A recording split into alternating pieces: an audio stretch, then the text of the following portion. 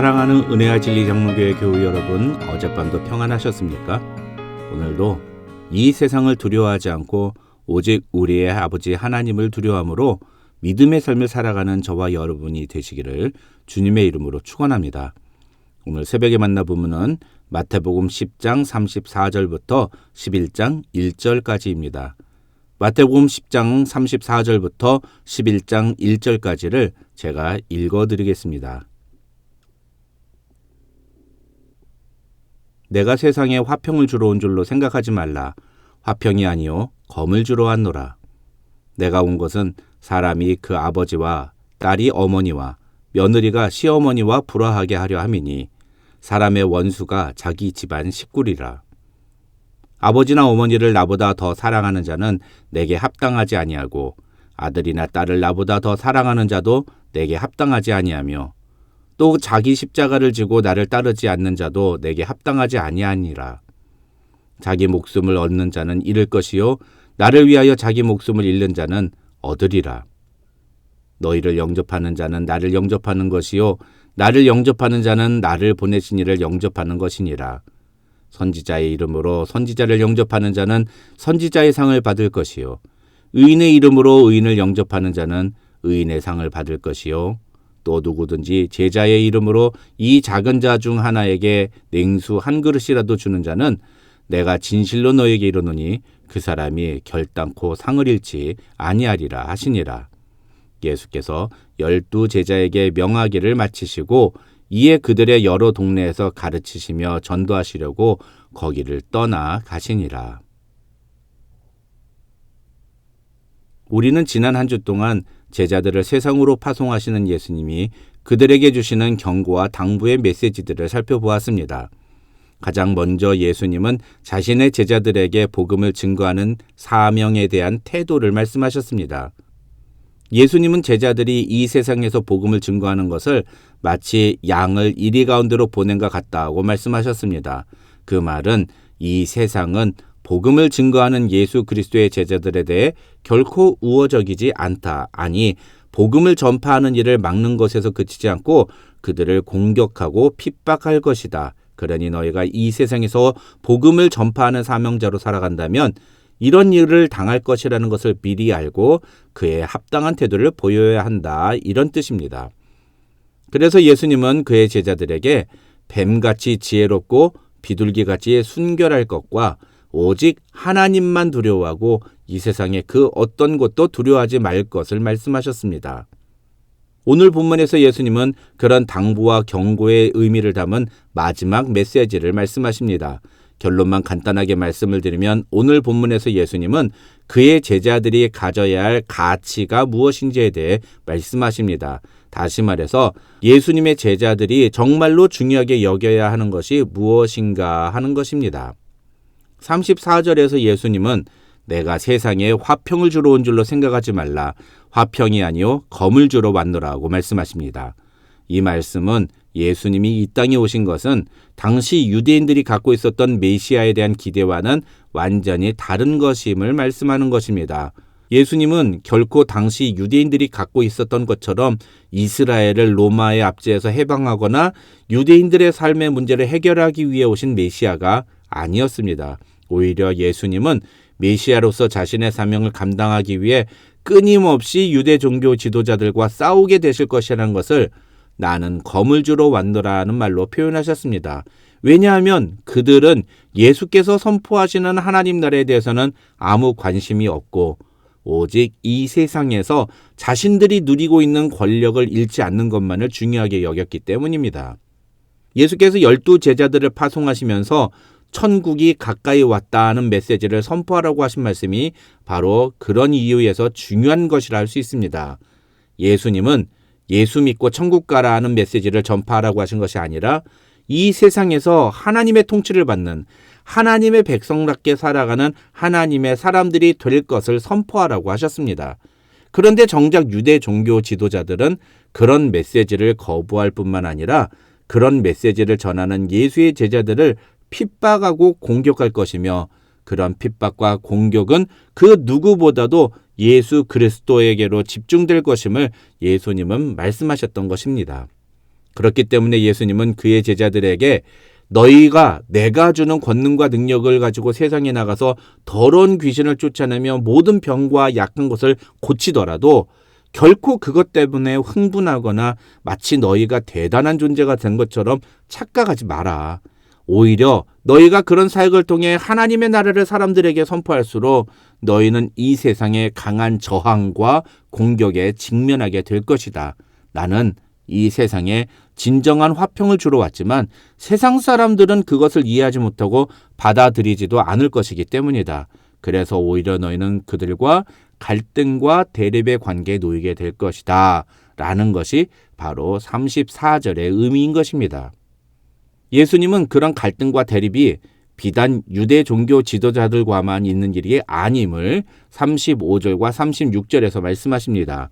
21절에서도 이미 같은 말씀을 한번 하셨는데 다시 한번 예수님은 그의 제자들이 천국 복음을 전하는 사명을 감당하다 보면 심지어 가족들과도 원수가 될 수 있다는 말씀을 하십니다. 어떤 분들은 이 말씀에 근거해서 예수를 믿다가 가족들과 불화를 겪는 것이 당연하다고 말하는 분들이 있습니다. 물론 그 말이 아주 틀린 말은 아닙니다. 예수님은 분명히 그런 의미로 말씀을 하고 있는 것이 맞습니다. 그러나 그렇다고 해서 우리가 가족과 불화를 겪는 것을 당연하게 여기거나 혹은 그런 상황이 벌어지더라도 아무 조치도 취하지 않아도 된다고 말하는 것은 아닙니다. 왜냐하면 우리가 복음을 전해야 할 가장 최우선에 있는 자들이 바로 우리의 가족이기 때문입니다. 이 35절과 36절의 의미는 이 세상의 가치와 세상의 목적을 가진 사람들과 예수의 제자들은 필연적으로 갈등과 대립의 상황에 직면할 수밖에 없다는 뜻입니다. 그런데 그들이 가족이라면 어떻게 해야 하느냐? 37절로 39절에서 예수님은 그에 대해 세 가지를 말씀하십니다. 첫째, 아버지나 어머니를 나보다 더 사랑하는 자는 내게 합당하지 아니하고 아들이나 딸을 나보다 더 사랑하는 자도 내게 합당하지 않다. 다시 말해서 예수의 제자는 무엇을 더 사랑하고 무엇을 더 우선시해야 하느냐? 아무리 아버지나 어머니, 아들이나 딸이라 할지라도 예수님보다 그들을 더 우선해 두면 그것은 예수의 제자라고 할 수가 없다는 것입니다. 예수의 제자들은 예수님을 가장 사랑하고 우선시해야 한다는 것입니다. 오해하지 마십시오. 이 말은 결코 아버지나 어머니, 아들이나 딸을 미워하라는 말이 아닙니다. 그들은 인간적인 측면에서 볼 때는 우리가 가장 사랑하고 우선시해야 할 대상들입니다. 그러나 예수의 제자라면 그런 인간적인 측면을 뛰어넘는 최우선 순위를 하나님께 드려야 한다는 것입니다. 대형교회 부목사로 사역할 때 자식들의 교육 문제와 생활 환경 때문에 자신은 담임 사역을 나가지 않았으면 좋겠다고 말하는 동료 목사님을 본 적이 있습니다. 담임 청빙에 지원하면서 자녀의 학군을 따지고 주거 환경을 따져서 청빙에 지원하는 동료를 본 적이 있습니다. 그런 분들을 보면서 저는 두려움과 경각심을 가졌습니다. 목사라는 직분을 감당하면서 저도 사명보다 가족을 더 우선하고 있지는 않은가를 항상 생각했습니다. 가족이 귀하지 않다는 뜻이 아닙니다. 내 가족을 위해 저도 이제껏 최선을 다했습니다. 그러나 예수님은 말씀하십니다. 아버지나 어머니, 아들이나 딸을 나보다 더 사랑하는 자는 내게 합당하지 않다. 둘째로 예수님은 그의 제자들에게 자기 십자가를 지고 나를 따르지 않는 자도 내게 합당하지 않다고 말씀하십니다.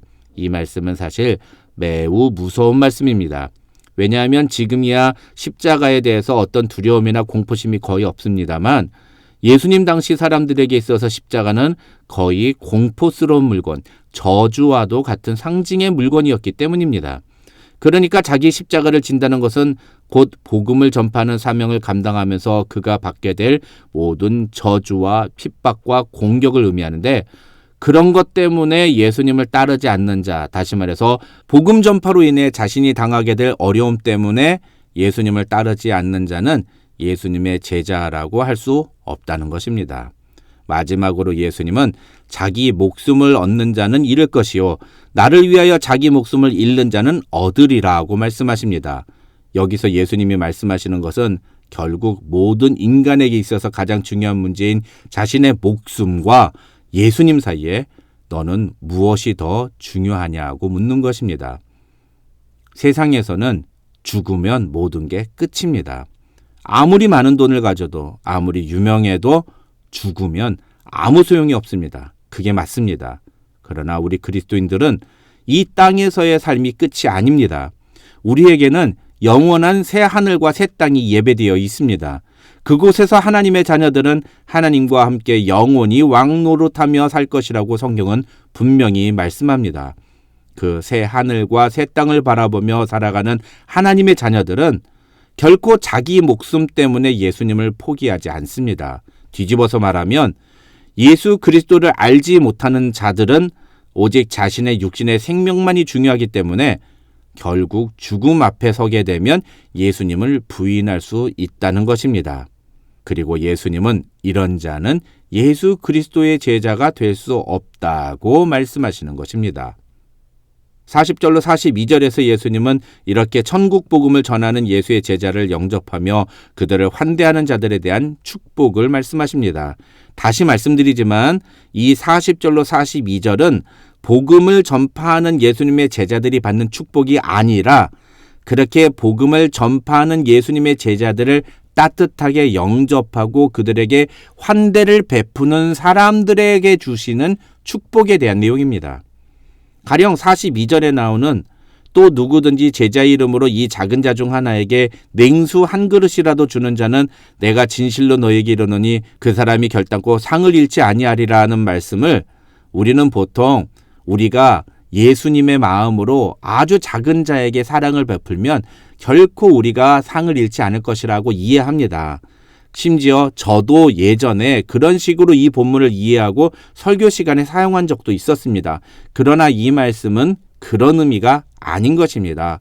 이 말씀은 철저히 복음을 전하는 자들을 영접하고 그들에게 필요한 것을 제공해 주는 사람들에게 주어지는 축복, 그리고 그런 사람들을 예수께서 어떻게 대우하실 것인지에 대한 말씀인 것입니다. 그런 의미에서 저는 이 말씀을 반대로 우리에게 적용해 보는 것도 좋은 방법이라고 생각합니다. 과연 우리는 복음을 전하는 자들을 어떻게 대우하고 있는가 하는 것입니다. 우리가 복음을 전하는 자들을 선대하고 그들을 따뜻하게 영접한다면 그것은 주님을 영접하는 것과 같다는 것입니다. 그리고 주님은 그런 우리를 결코 잊어버리지 않으시고 반드시 상을 주시겠다고 약속하시는 것입니다. 마태복음 10장을 통해 우리는 그동안 복음을 전하는 사명자로서 우리는 어떤 자세를 가지고 있는가, 어떤 마음의 각오를 가지고 이 사명을 감당하고 있는지를 돌아보았습니다. 우리는 예수 그리스도의 제자로 부름받은 자들입니다. 예수 그리스도의 제자들은 이 땅에서 제자로서의 사명을 감당하며 살아야 합니다. 그것을 우리의 최우선 순위에 두어야 합니다. 저와 여러분 모두 그런 신실한 예수 그리스도의 제자들이 되시기를 주님의 이름으로 축원합니다.